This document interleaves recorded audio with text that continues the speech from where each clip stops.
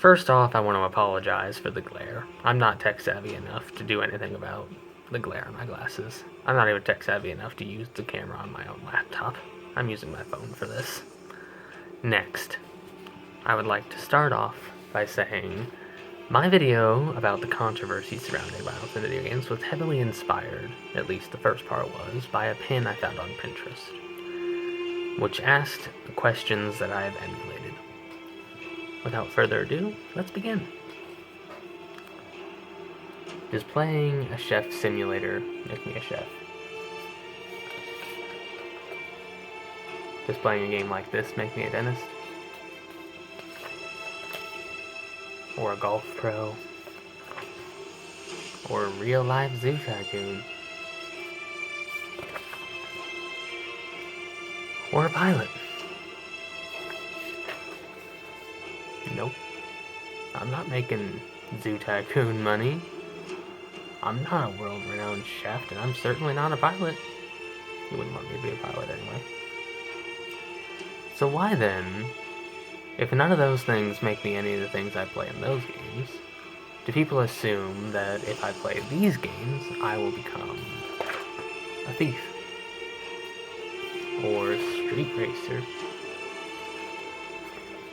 Or the big one, a murderer?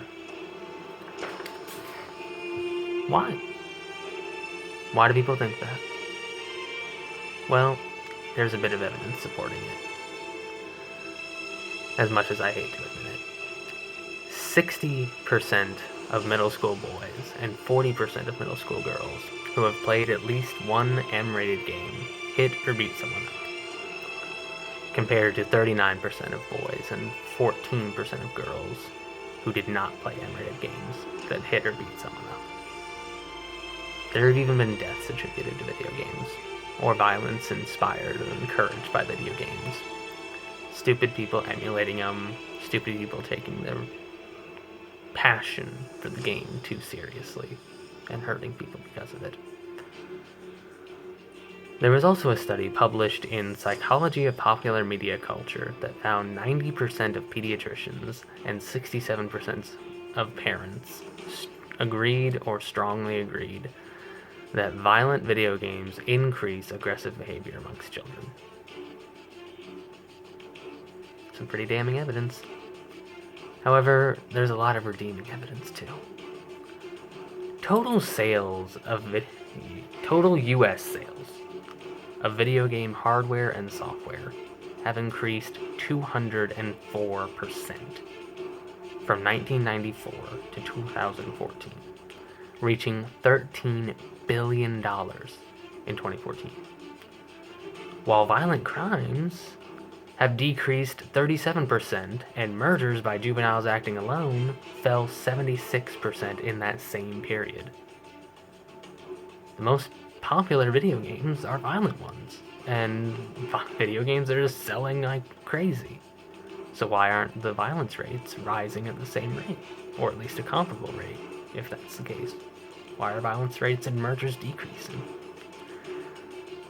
Another really damning fact for the evidence against video games is the fact that most of the studies fail to factor in pre-existing mental conditions, pre-existing violent behaviors, family history that could encourage these things. And the studies don't follow the children over long periods of time.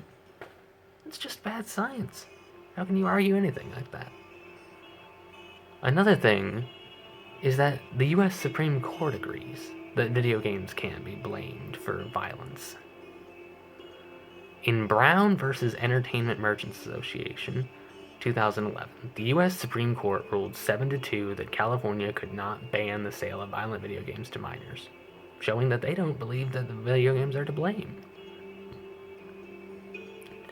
This is a stupid controversy, perpetuated by stupid people.